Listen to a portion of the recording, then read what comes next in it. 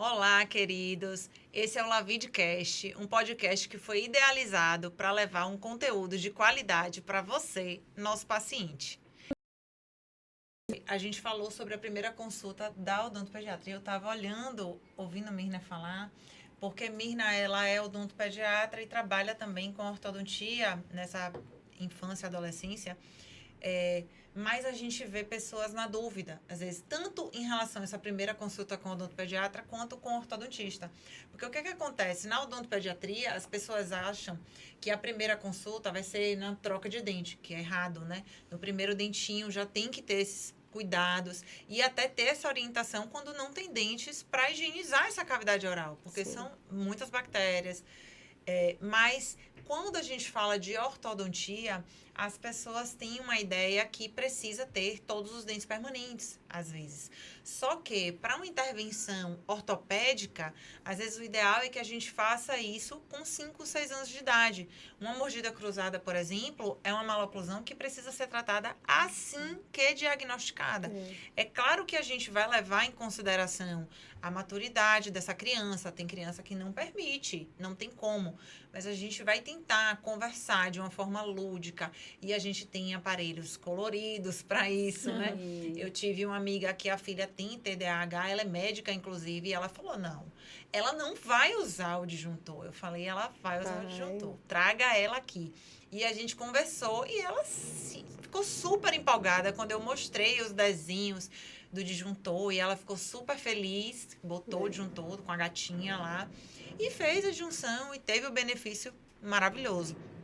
Então a gente precisa instituir essa ida à ortodontista. Eu não tenho, por exemplo, a sorte de Mirna, de já ter esse paciente comigo na cadeira. Eu tenho a sorte de ter Érica como parceira, né? Que já vê e me indica. Ela é uma odontopediatra que tem essa formação de diagnóstico em ortodontia. Ela passa esse paciente, ela me indica, mas às vezes pessoas não levam mesmo, não tem esse hábito. E nem todo odontopediatra tem esse hábito de pedir essa avaliação com o ortodontista.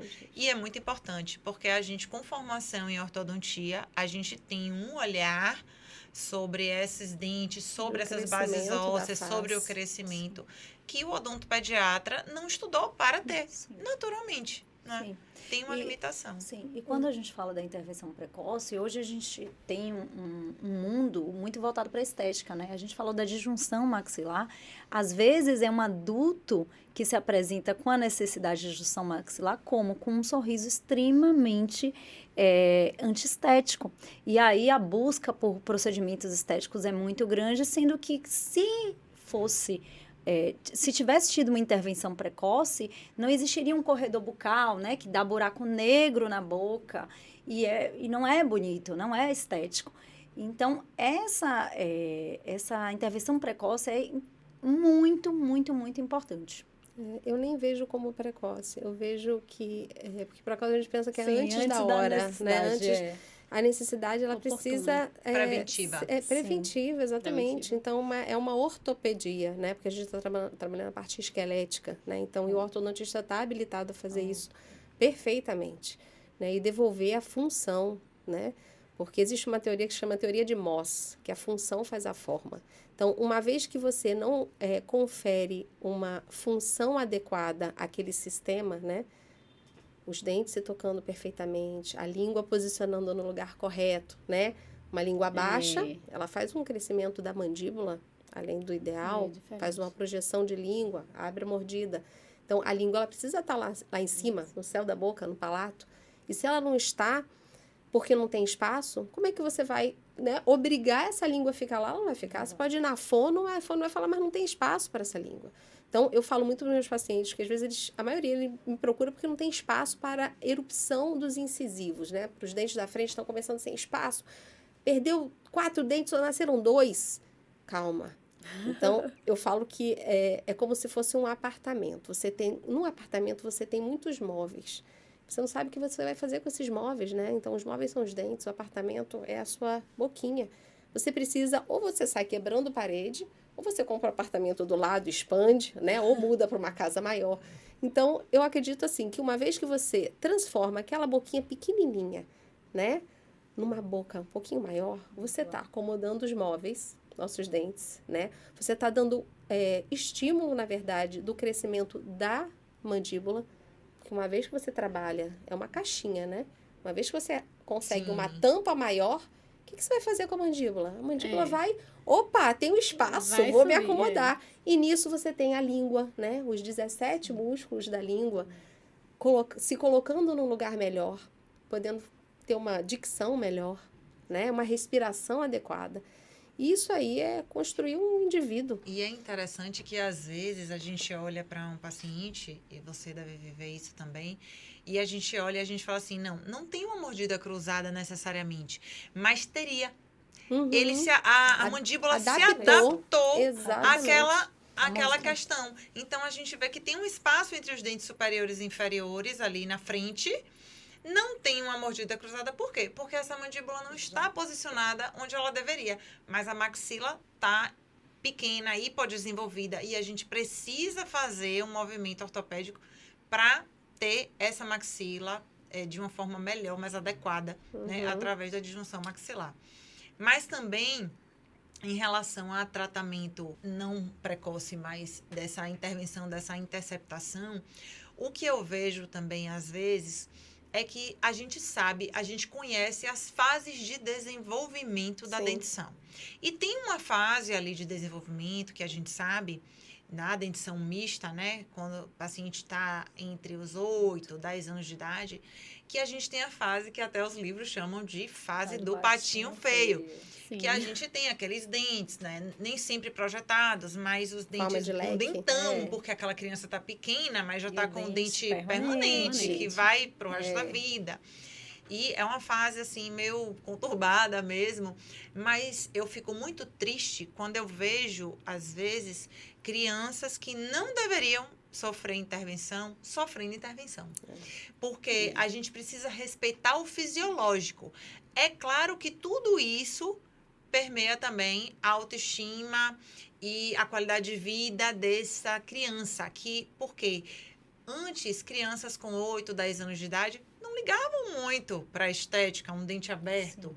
Hoje tem crianças, principalmente as meninas, né, que às vezes com 9, 10 anos de idade, isso interfere muito nessa criança sorrir, na autoestima.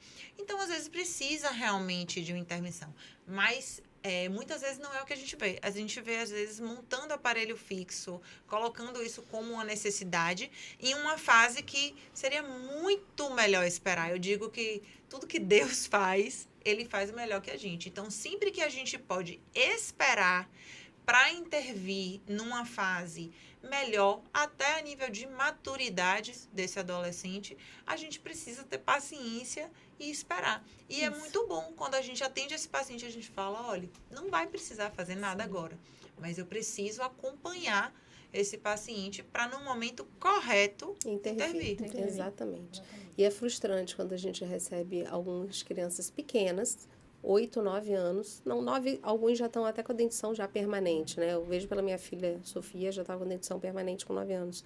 Mas tem uns com 8, 7 anos com brackets colados.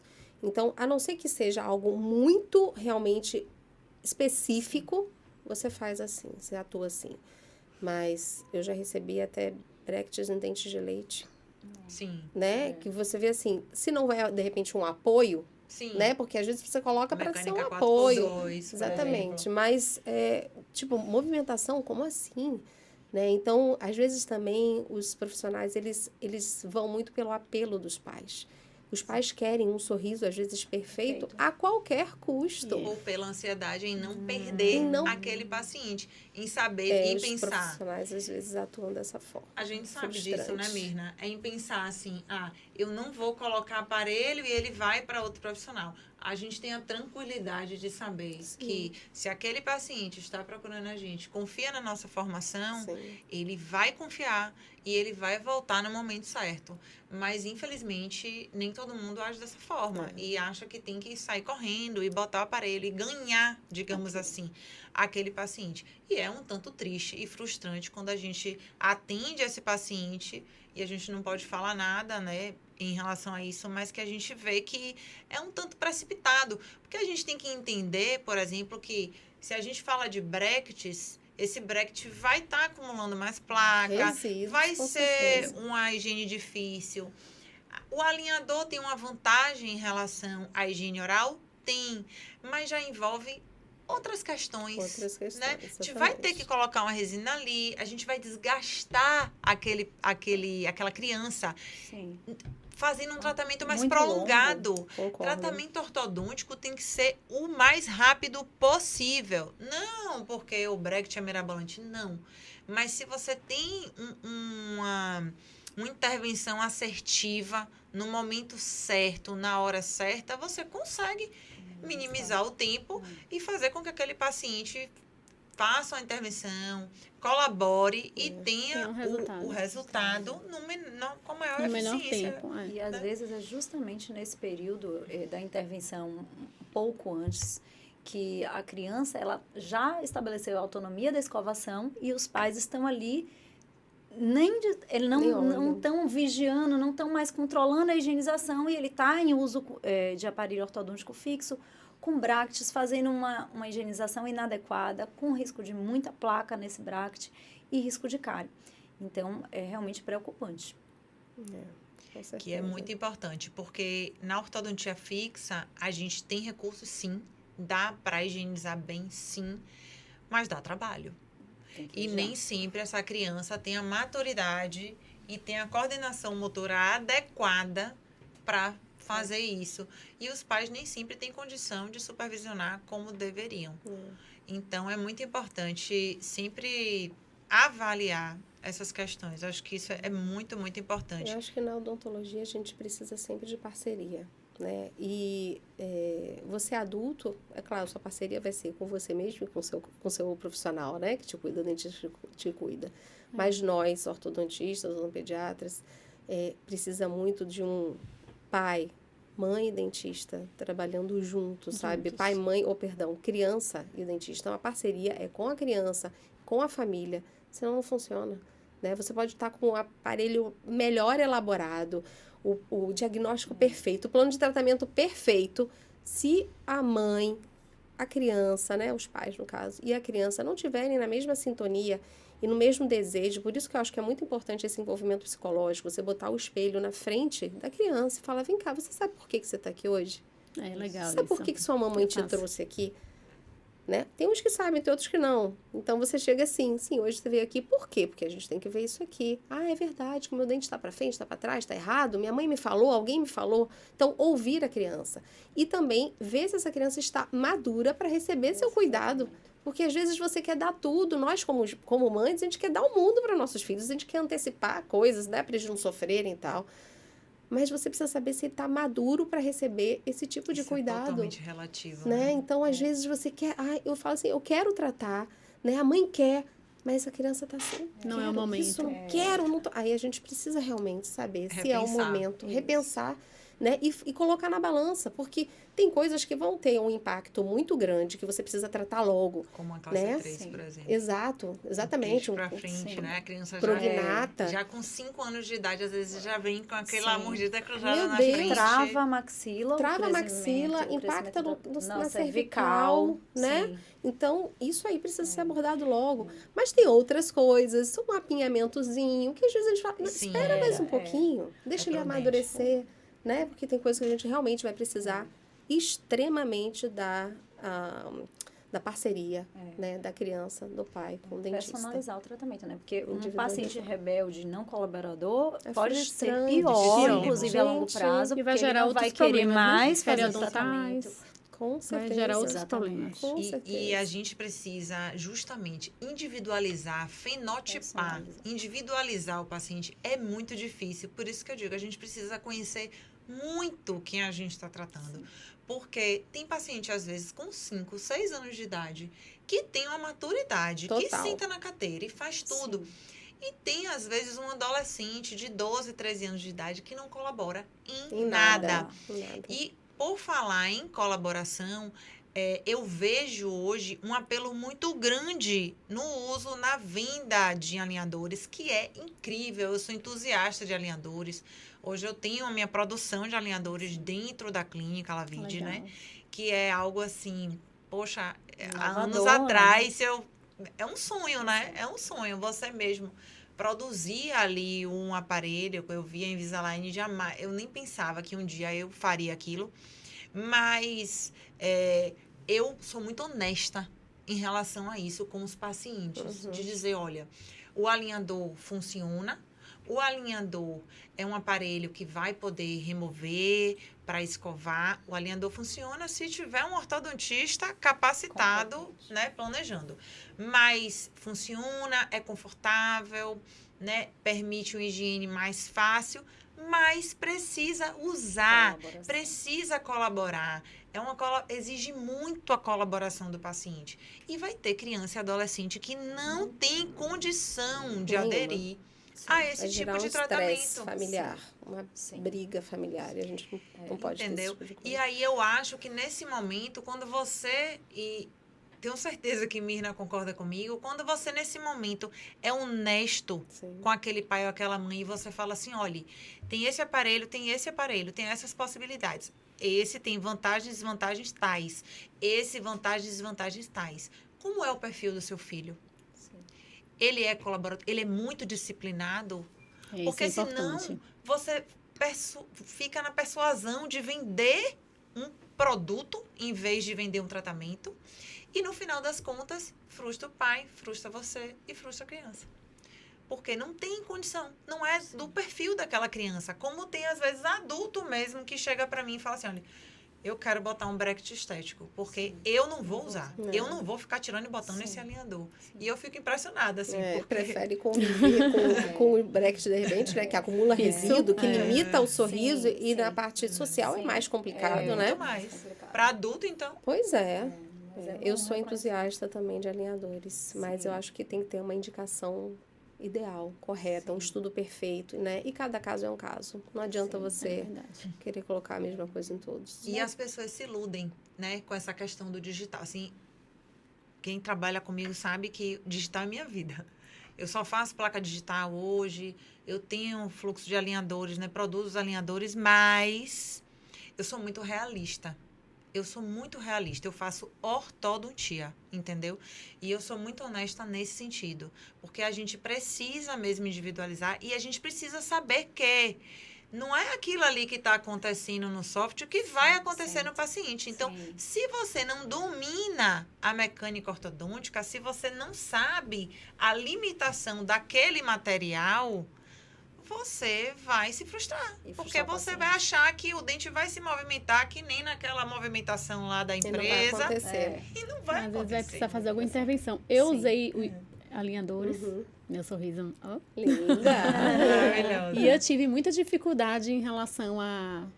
Olha que eu sou bem disciplinada, mas eu tive dificuldade. Porque é isso. O que está lá no software não vai acontecer exatamente igual na minha boca. Né? Exatamente. E graças a Deus eu me adequei, segui certinho e melhorei. Consegui finalizar, mas foi difícil, viu? É difícil. Foi um trajeto longo, né? Porque Foi. às vezes o alinhador oferece um tratamento muito rápido e nem sempre é assim. O seu caso foi um caso bem mais longo do que o planejado inicialmente. E eu costumo dizer assim, que alinhador, as pessoas falam, alinhador é mais rápido. Não é bem assim. Alinhador é mais rápido naquele caso pequenininho, naquele caso mais simples. Quando a gente fala de um caso com extrações, um caso com onde você vai chegar todos os dentes para trás. Coloca 50 alinhadores para pares. Um caso ortocirúrgico, por exemplo, né, que vai aliado à cirurgia ortognática, que é um caso de 2, 3 anos, né, equipara muito ortodontia fixa e alinhador. E a depender da movimentação, vai ser mais difícil e mais demorada com o alinhador. E a gente precisa lançar mão de outras mecânicas, de outros, né, de mini implantes, por exemplo, no meio do caminho, para que a gente torne aquilo mais previsível. Então, é muito difícil, não é fácil, é muito difícil, requer estudo, requer entendimento para que o tratamento com alinhadores tenha sucesso. E a gente tem que entender que o software bota o dente no nariz. Agora, isso não vai acontecer na boca, né? A gente tem ali um dente cercado de ligamento periodontal, de osso, e existe um limite para essa movimentação. Então, a gente tem que ter muita cautela. E o mais importante é ter o profissional acompanhando esse paciente. Não adianta o paciente sair com a sua sacola de alinhadores Sim. para casa. E, assim, esse acompanhamento foi o que foi diferencial, assim, no meu tratamento. Porque quando identificou que um dente não estava movimentando o que precisava movimentar, aí vocês, ortodontistas, botam Um acessório. como é? Um botão, Um dobra elástico. em fio, um elástico, né? Então, essas Associado. artimanhas, né? Tecnológicas, precisam saber a hora, né? E o momento para... Na verdade, assim, os alinhadores, eles vieram para também evitar com que o paciente tenha essa necessidade da visita mensal e às vezes até quinzenal, né, ao ortodontista. Então, isso precisa ser um benefício, porque na hora da escolha, né, você precisa também mostrar para o paciente, com certeza. Tem alguns casos que eu vou precisar ver de 15 dias, né? Mas, assim, a previsibilidade, né? Olha, entre o alinhador 13 e 14, preciso te ver sem falta, preciso fazer aquele desgaste. Então, eu acho isso importante, porque é uma facilidade, sim, uma técnica que veio para ficar. Sim. Não existe mais aquela ortodontia que nós vivenciamos de dobras, muitas dobras o tempo todo, apesar de nós ainda fazermos sempre, né? A gente dificilmente, mas assim, isso está evoluindo, né? E nós precisamos realmente oferecer o melhor para o nosso paciente. E é realmente uma vantagem você poder falar para ele, olha, você vai trocar a cada 15 dias o seu par de alinhadores e eu vou te ver daqui a 2 meses. Ele quer isso. Eu tenho um paciente que está em intercâmbio, 6 meses. E aí a gente tem ferramentas para acompanhar, né? E é claro, você precisa ter uma parceria e falar, e é um menino, né? Imagina, 16 anos de intercâmbio. Vem cá, isso aí é para sua vida. Você precisa saber que isso aqui é um presente que sua mãe está te dando. Então, essa parceria realmente, ela é muito importante e só traz benefício, né? Sendo que há casos possíveis, né? Sim, não são todos. Eu tive paciente que foi morar 5 meses no Canadá e voltou, e aí eu espacei bem o uso dos alinhadores e deu tudo certo. Sim. Mas por quê? Aquele planejamento já foi feito nesse intuito. Eu digo que assim, ó, quando a gente faz uma ortodontia fixa, né, um aparelho convencional, a gente vai mês a mês, fazendo uma dobra aqui, ajustando aqui, ajustando aqui. Quando a gente faz um tratamento com alinhadores, a gente precisa ajustar esse mês a mês antes de produzir os alinhadores. Exatamente. Então, a gente precisa ver, essa mecânica é previsível, não é? Como é que vai ser? O que eu vou precisar aqui? Claro que no meio do caminho a gente pode precisar de uma intervenção, de um botão, de um elástico, de uma mecânica auxiliar. Mas a gente já precisa, dentro do conhecimento da mecânica, prever o que vai acontecer. Agora, apesar dos alinhadores serem algo que, com certeza, chegaram para ficar, é uma tecnologia que evoluiu muito. Eu credenciei Invisalign em 2011 e eu não imaginava que hoje eu ia tratar um caso ortocirúrgico com alinhador, que eu ia tratar um caso de extração, grandes maloclusões com alinhadores. Mas a gente precisa também ser realista. Por exemplo, eu tenho um caso em consultório que o paciente extraiu um molar porque tinha indicação de perder e que não queria colocar implantes e que tinha o siso e queria colocar o segundo molar no lugar do primeiro, né? Chegar 2 molares para frente em um lugar de um dente. Então, para mim, a movimentação mais difícil dentro da ortodontia. Requer muito conhecimento de dobra em fio e é possível, é demorado. Não é, eu converso muito isso com o paciente, vai demorar muito, o paciente tem que querer muito. Eu normalmente indico que faça um implante, né, por causa do tempo, porque eu sei que às vezes o paciente ele não tem ideia do que é ficar 3 anos utilizando um bracket, tendo que escovar dentes com brackets. Então, essa conversa precisa ser muito franca, muito honesta. Mas o paciente tem essa escolha. E num tratamento muito complexo nesse nível, o alinhador realmente é difícil entregar. Não dá para entregar um tratamento, mas é muito raro. Hoje a gente tem, 95% dos casos podendo ser tratados com alinhadores. Sim. E é mágico, é maravilhoso. É maravilhoso. Sendo que é maravilhoso, mas o paciente precisa Precisa usar. Exato. Tem que colaborar. Senão vai ser Exato. uma frustração. E essa honestidade é muito diferenciada sua, Ana, de falar para o paciente. Não vai ser um tratamento tão simples assim. De repente, a gente vai precisar de acessórios, mecânicas auxiliares. Essa honestidade no início, para o paciente não se frustrar. Muitas vezes ele acha que vai usar apenas a placa e no meio do caminho tem a necessidade adicional.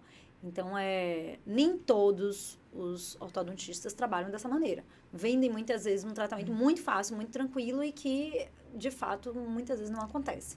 Eu digo assim, que tem uma frase que eu acho maravilhosa, que diz assim, o combinado não sai caro.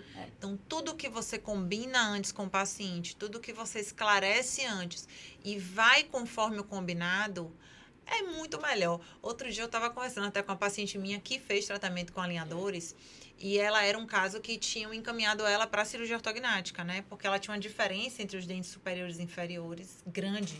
Ela tinha o que a gente chama de overjet, né? Esse espaço de 8 milímetros.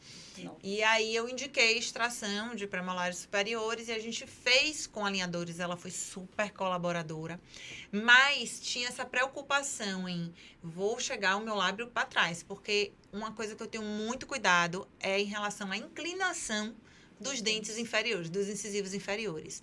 Porque a gente precisa entender que existe um limite de base óssea, que cada paciente vai ter um limite diferente e que o paciente pode vir a perder um dente, a depender de como você projete esses dentes de baixo.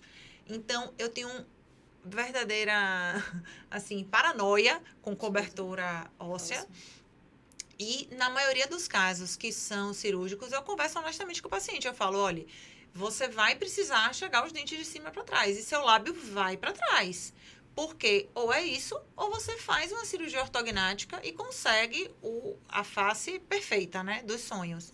Mas é interessante que eu tenho 2 casos de muita retração, que eu cheguei muito para trás, esses dentes de cima, que eram lábios finos e que foi muito pouca a repercussão de lábio. Que bom. E todas as 2 falaram para mim, Ana Carla, do jeito que você falou, eu achei que eu ia ficar sem lábio.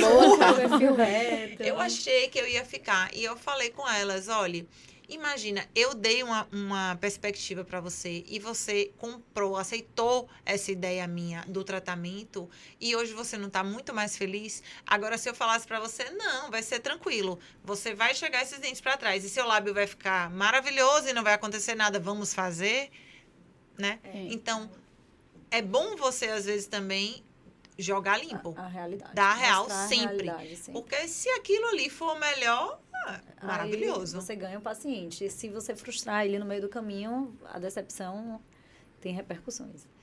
Honestidade em cima de tudo, né? Quando você fala dessa questão dos lábios, né, Ana? A gente vê o boom da harmonização orofacial. E a compreensão, eu acho que para o leigo é muito difícil, de que, na verdade, é o contorno ósseo e dentário.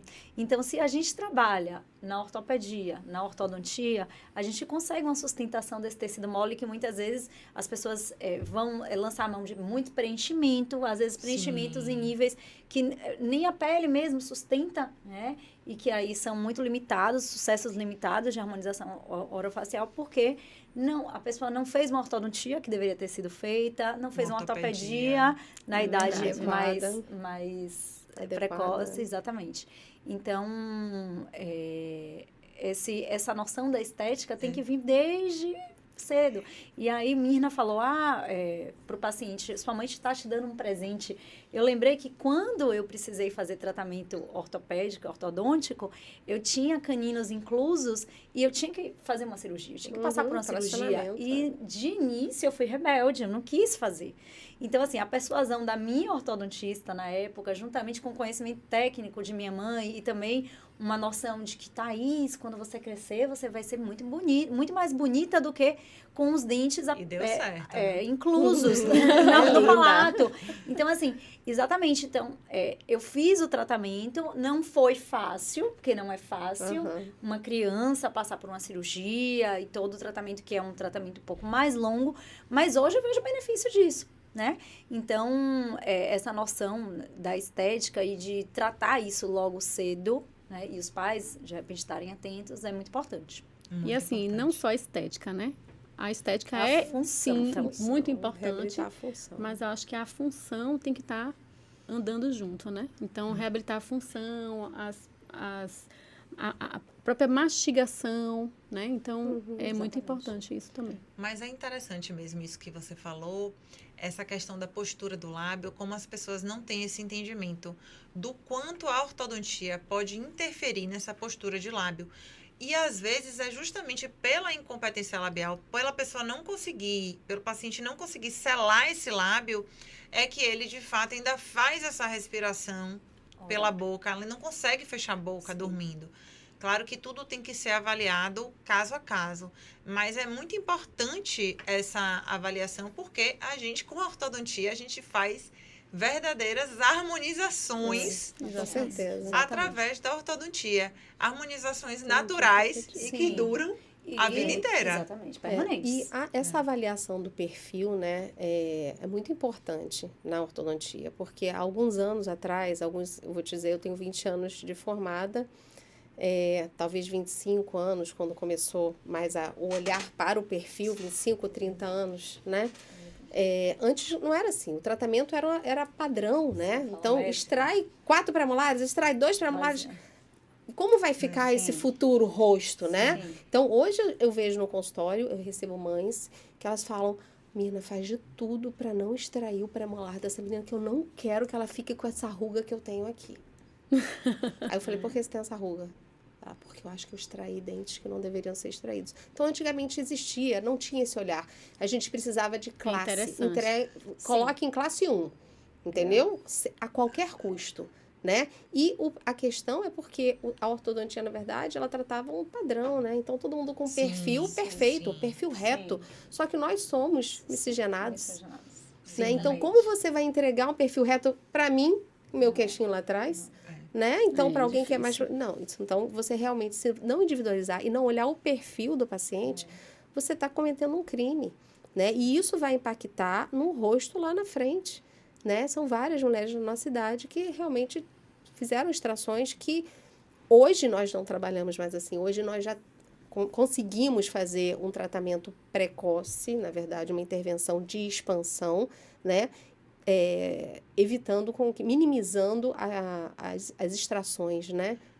Na dentição permanente. Por outro lado, quando a gente fala de ortodontia corretiva, essa questão da extração, acho um mito muito grande, porque, por exemplo, muita gente faz extração de sisos, de terceiros molares.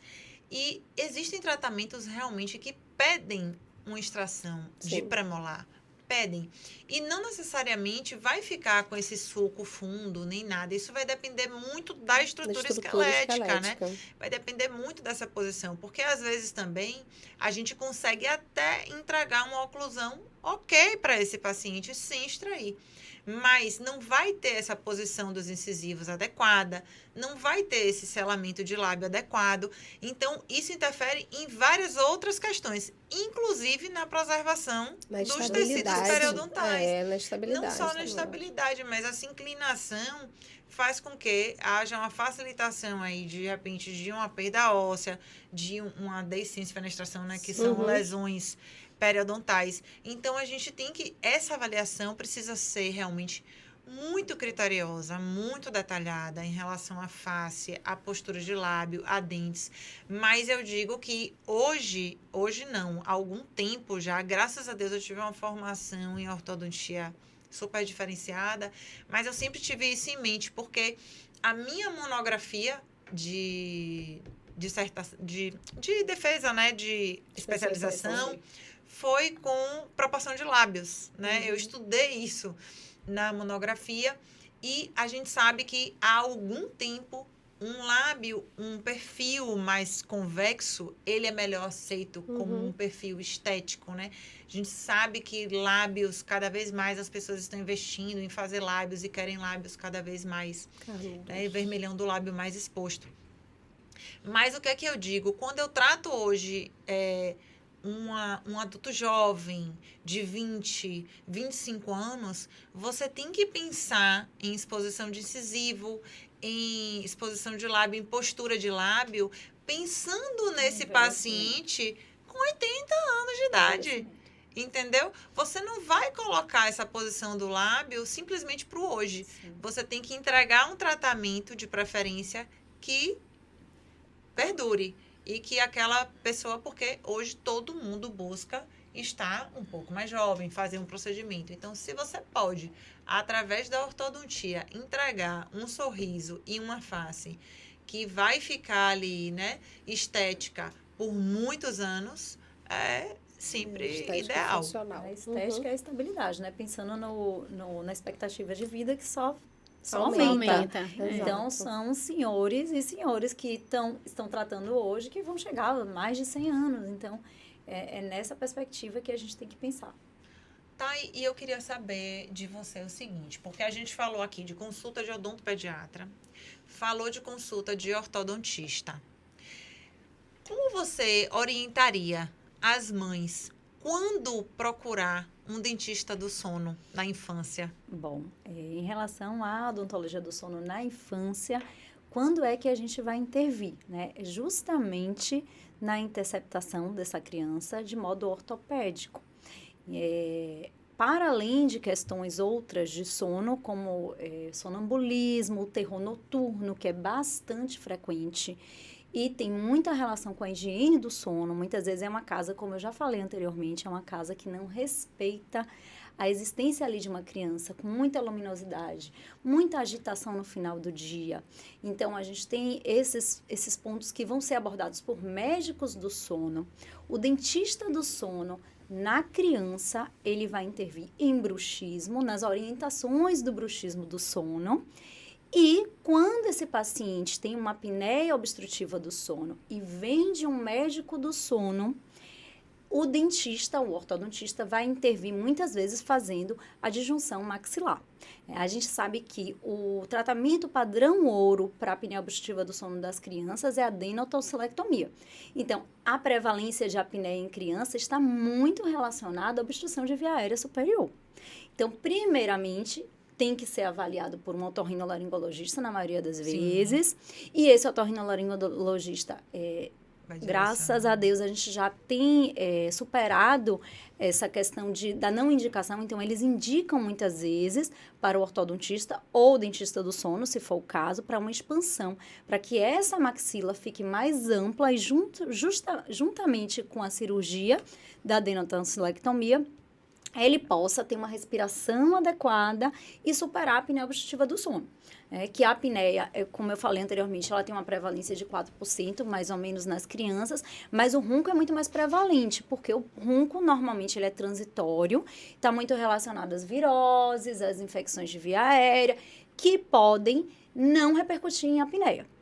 Só que um respirador oral, uma criança que está com muita repetição de infecções de via aérea superior, ele pode ser apneico no futuro. Por quê? Ele vai crescer inadequadamente. Então, ele vai ter uma função inadequada devido a essa respiração oral, por não ter a patência correta da via aérea superior. E aí vai estreitar a maxila, e hoje a gente vê a maxila como um fator muito importante para a apneia do sono. Essa mandíbula, ela às vezes não vai crescer adequadamente, provocando um retrognatismo mandibular, fazendo com que a via aérea fique estreitada. Então, é importante sim, mas mais prevalentemente, eles vão vir de um otorrinolaringologista que vai fazer uma intervenção cirúrgica nessa criança, quando tiver indicação, por volta dos 5 anos, e associado a isso pode fazer também uma disjunção da maxila.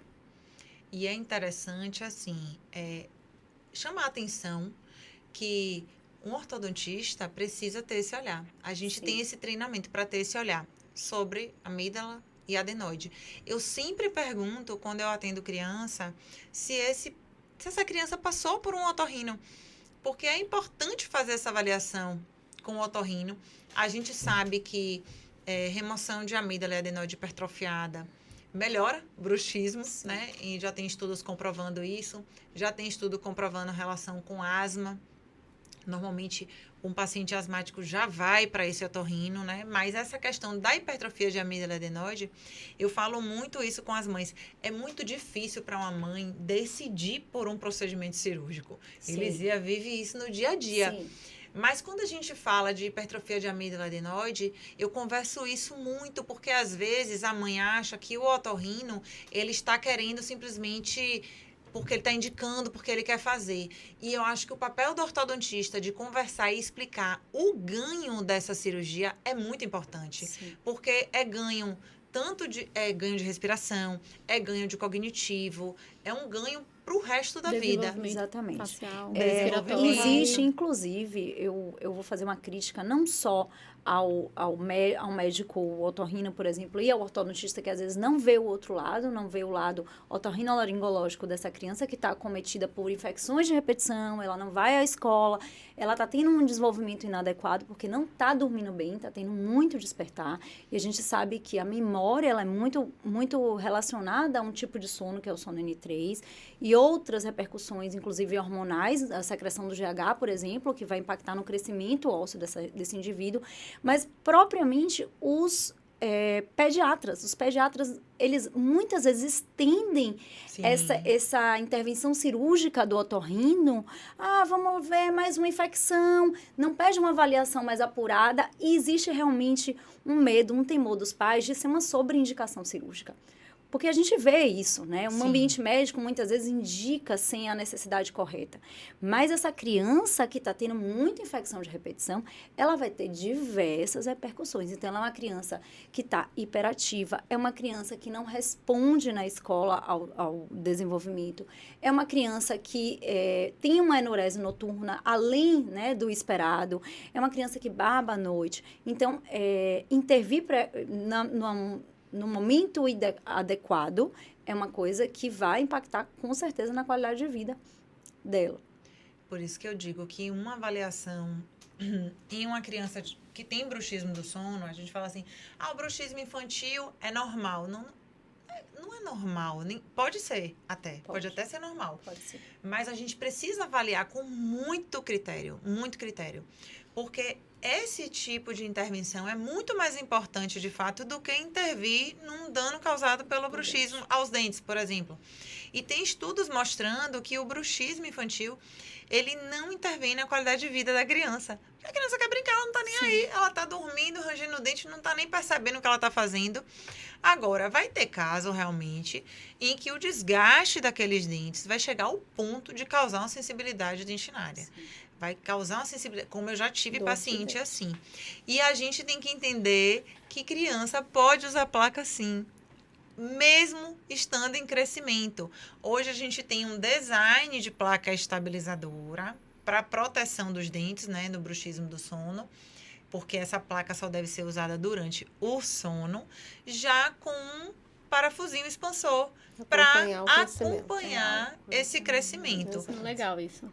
Principalmente porque a gente tem que entender que essa criança ela vai dormir com a placa por um período de 10 horas. Sim. As outras 14 horas do dia, ela estará sem placa, entendeu? Sim. Então, por um tempo se pensou que poderia intervir no crescimento e foi criado esse desenho de placa estabilizadora, mas, na grande maioria dos casos, não tem necessidade de intervir no controle do bruxismo, mas sim intervir no que está causando aquele bruxismo. E, para isso, requer diagnóstico.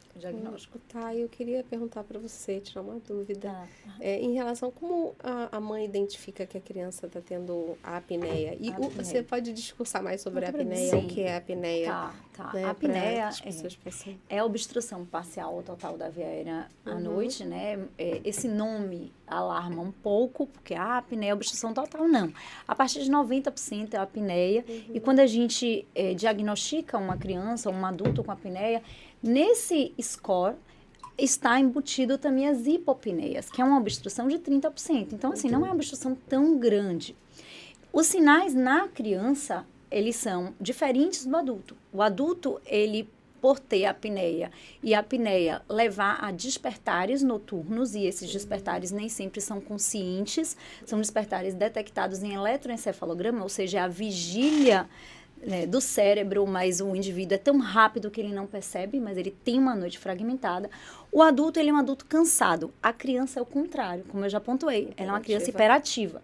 Então, é uma criança que baba no travesseiro, uma criança que ronca. Então, o ronco é o principal sintoma, sem dúvidas. Mas existe também, Mirna, a apneia sem ronco. É um percentual pequeno dos indivíduos, mas normalmente o ronco está associado. Então, se é um ronco transitório, tudo bem. Ele está gripado, ele está com uma virose, ele não está respirando bem esses dias, aguarda. Se isso é algo que se prolonga, deve ser visto, porque o indivíduo pode estar com apneia. Então, outros sintomas é uma falta de desenvolvimento cognitivo mesmo, porque às vezes esses sintomas estão sendo ignorados e a criança não está respondendo na escola. Então, vem relatórios falando, essa criança não está acompanhando, ela está sonolenta. A sonolência também pode levar. Na criança, os grandes fatores de apneia obstrutiva do sono são adenoides e amígdalas hipertróficas, como eu falei anteriormente, mas a obesidade também. Então, a gente entra em outra questão, a questão da alimentação, né? Que eu acho que é importante para todo mundo, inclusive falando sobre o bruxismo, não é, Ana? A falta de estímulo que, às vezes, essas crianças não estão tendo, porque estão com essa alimentação extremamente industrializada, pastosa. Então, a obesidade é uma das grandes causas, tanto em adulto quanto criança, da apneia obstrutiva do sono.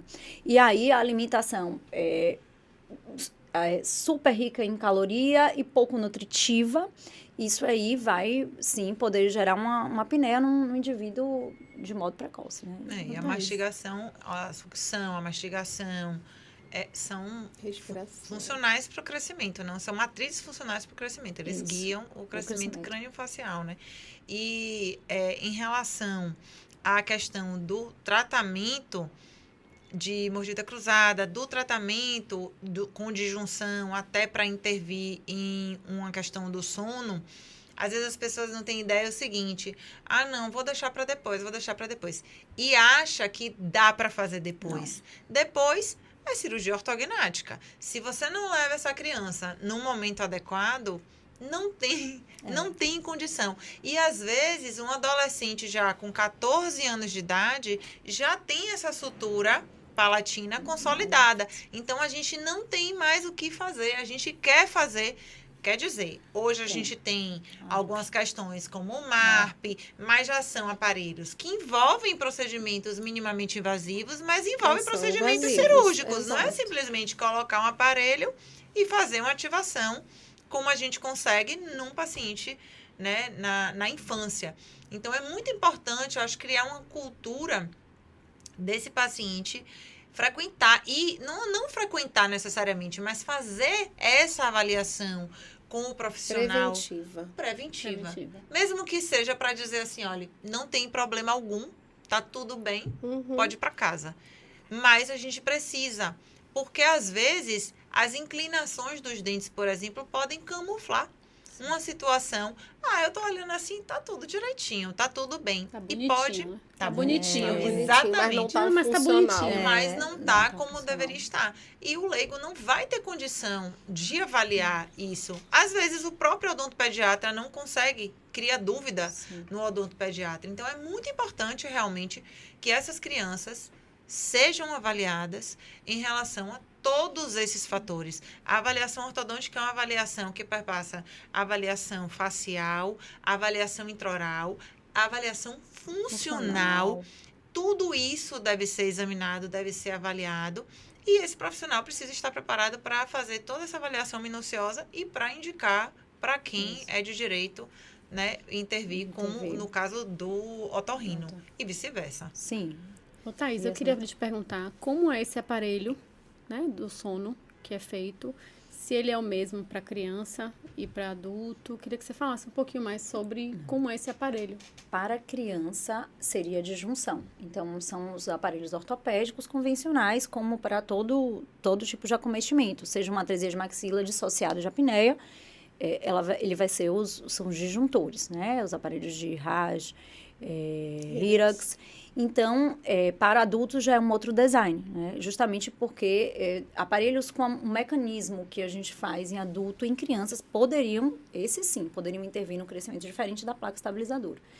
E aí, quando a gente falou há pouco da obesidade, né? Quando a criança é apneica e ela é apneica devido ao sobrepeso, provavelmente vai ser cada dia mais difícil dela perder peso. Porque a gente sabe o quanto o sono é importante na regulação do metabolismo. Tanto podendo causar diabetes, né, já são diversas as descrições na literatura de diabetes devido à apneia obstrutiva do sono sem tratamento, e para o indivíduo obeso, ele tem uma dificuldade de secreção de alguns hormônios, por exemplo, a leptina, que é um hormônio responsável pela saciedade, e quando o indivíduo está privado de sono, seja porque diminui o tempo de sono, né, que a gente vê uma verdadeira epidemia de privação de sono, seja por conta da apneia, que está fazendo com que esse indivíduo tenha menos fases profundas do sono responsáveis pelos hormônios. Então, a leptina, que é o hormônio da saciedade, e a grelina, que é o da gula, pelo contrário, ela é mais secretada na privação de sono. Então, é um indivíduo que no dia seguinte a uma noite mal dormida, isso é verdadeiro também para adulto, é um indivíduo que está muito mais guloso, ele come muito mais. E aí ele não consegue quebrar esse ciclo, porque ele está sem tratamento e ele está obeso, ele continua comendo mais. Tá? Existe um estudo que colocou indivíduos no centro de emagrecimento e esses indivíduos dormiam 4 horas e meia e outros 8 horas e meia. Os indivíduos que dormiram 4 horas e meia ingeriram por dia 400 calorias a mais do que aqueles que dormiram a noite inteira. E a fome é muito mais relacionada à ingesta calórica de carboidrato, de alimentos que são mais gordurosos também. Sim. Então, essa relação é muito direta e a gente tem que ter cuidado, porque é uma sociedade, né, que tem engordado e aí as repercussões outras que vêm a partir disso. É muito interessante. Eu acho muito interessante essa multidisciplinaridade e essa inserção do sono, né, que já tem muito tempo, na odontologia. Eu sou fascinada, assim, eu acho muito interessante, porque, inclusive, sono hoje é algo que é falado como nunca foi. Então, a gente vê que sono hoje regula absolutamente tudo. Você precisa dormir bem. É fundamental dormir para tudo. É impressionante. Eu fico... A noite da beleza. Exatamente. Existe estudo científico, inclusive, privando por tempo. Hoje em dia, as pesquisas elas não passam mais com privação total de sono. Diante da repercussão tão negativa que isso tem, nenhum comitê de ética mais autoriza a pessoa estar totalmente privada de sono, como já aconteceram alguns estudos. Mas existem estudos que mostram indivíduos que dormiram 9 horas e meia e indivíduos que dormiram 5 horas e uma noção subjetiva no dia seguinte de avaliadores sobre a beleza daqueles indivíduos. O mesmo indivíduo, ele recebe scores totalmente diferentes a depender do tempo dormido. Nossa. Interessante. Então, é verdade. Então, assim, existem, as repercussões são imensas, Ana, descritas, aumento de prevalência de AVC, aumento de câncer, inclusive, em trabalhadores de turno, aquelas pessoas que dormem de dia e trabalham à noite, e aí o sono do dia não é a mesma qualidade, não tem as mesmas propriedades de secreção e de regulação metabólica, e aumento de prevalência de câncer nesses indivíduos, nessa população, e são extensos, então, a impotência sexual, né, devido a realmente secreção de testosterona, existe também. Até a própria imunidade, né? A gente tinha uma máxima, né? Que os nossos pais traziam, vai dormir, tá doente, vai dormir. Isso é verdadeiro. Existem... quando a gente dorme mal, perde noite, fica doente. Existem estudos de taxa de imunidade após vacinação, de pacientes que estão mais privados e menos privados de sono, e aqueles que estão menos privados, eles têm respostas à vacina, né? Então, eles têm muito mais capacidade imunológica do que aqueles que não foram privados. Inclusive, tem estudo que mostra que crianças que dormem menos de 8 horas de sono têm mais predisposição a apresentar bruxismo do sono. Sim. Porque o bruxismo do sono está muito associado a questões de sono. Porque a gente tem que entender, e eu acho isso fantástico, a gente tem que entender o ser humano macro. A gente está tratando, né, cuida desse sistema estomatognático, né, na odontologia, mas a gente cada vez mais vai entendendo esse indivíduo como um todo. Exatamente. Como um indivíduo. É essa visão holística. Eu acho que, inclusive, talvez isso tenha me seduzido no sono. A visão holística. Então, o paciente, eu tenho que entender as questões psicológicas, eu tenho que entender o cardiovascular, eu tenho que entender a questão endócrina desse paciente. Às vezes é um paciente que vem com um distúrbio de sono totalmente atípico devido a uma baixa de ferro. Então, assim, esse olhar, né, para o indivíduo tem que ser bem abrangente. Eu vou dizer para vocês que eu estou muito feliz de saber que as minhas parceiras de consultório têm esse olhar holístico, porque cada vez mais você vê profissionais de saúde, especialmente dentistas, né, médicos, que eles estão para uma visão muito estética e muito limitada, né? E nós, a partir do momento que nós trabalhamos com o indivíduo, se você não tiver a capacidade, a sensibilidade de vê-lo como um todo, né? Você tá dando o mínimo para ele, o mínimo. Então, realmente, você precisa vê-lo como um todo, né? E ele pertence a um outro todo, né? Então, tudo isso precisa ser realizado. Estou muito feliz de saber que você está no mesmo caminho. Às vezes, eu peço desculpa ao paciente e falo assim, nossa consulta vai demorar muito, tá? Porque eu preciso te virar do avesso. Então, quando a gente trata o sono, e assim, nas crianças, eu acho ainda mais sensível o desconhecimento dos pais quanto à necessidade da criança dormir, é também mudar os hábitos. Então, coisas simples do hábito da familiar, isso altera muito. Ele vai impactar na vida dessa criança e no indivíduo também. Então, esse olhar holístico, entender também as expectativas, né? Quando a gente falou de frustração com a Invisalign, seja com a cirurgia, a gente tem que entender a expectativa inicial do paciente sobre aquele tratamento e também não muitas vezes indicar tratamentos sem entender se efetivamente ele quer, porque às vezes ele precisa, mas ele não vai fazer. Às vezes é incompatível com a vida, com a logística, enfim, a gente sempre adequar e personalizar. E a gente não pode perder de vista o brilho do nosso olhar, né, amiga? Sim. Porque assim, é o que nos move e é o nosso real objetivo, a nossa consulta odontológica, o nosso plano de tratamento, o diagnóstico, o que a gente vai oferecer para os nossos pacientes. A gente também tem que pensar isso para além, para a família, para a escola, o trabalho, né? Eu acho que é o que nos move, né? O que brilha nossos olhos. Sim, então, e Mirna falou isso, mas não é à toa que vocês fazem parte da Clínica Lavide. Porque a missão da Clínica Lavide é isso. É cuidar. É mais do que tratar. É cuidar, é acolher. E dentro da odontologia, eu vejo a importância de uma interdisciplinaridade. A gente precisa de uma visão ampla em relação a outras especialidades. Por exemplo, a ortodontia não é só estética. A gente está protegendo os tecidos periodontais, a gente está devolvendo saúde, a gente mexe com fonação, deglutição, respiração, uma série de fatores. Sono, né? Indiretamente. Sim. Mas quando a gente trabalha, como eu e você, com sono, com dor, além do interdisciplinar, a gente vai para o multidisciplinar. Porque eu preciso conhecer questões como diagnóstico diferencial de cefaleia, diagnóstico diferencial de problemas reumatológicos, por exemplo, você de questões hormonais. Então, a gente adentra de uma forma, assim, em alguns aspectos da área médica, né? Que a gente precisa conhecer, sair da zona de conforto, e eu acho que a gente fica cada vez mais humilde, porque a gente vê quanto é difícil, o quanto é difícil, e quanto mais a gente estuda, a gente vê que a gente tem que estudar, que a gente precisa saber mais. Mas a gente amplia esse olhar, porque quando a gente fala de dor, por exemplo, e de sono, a gente não é algo tão certinho de resolver como a gente tem uma cárie, a gente tem um processo, a gente vai remover aquele tecido cariado e vai tratar o paciente. Ok, a gente tem um dente mal posicionado, a gente vai tratar um paciente com a visão interdisciplinar, é claro, e com a visão do ser humano como um todo. Quando a gente fala de aspectos que envolvem mecanismos neurofisiológicos, a gente fica muito humilde, porque realmente é muito fator complexo, interferindo. Sim. É muito complexo. São muitas variantes. Sim.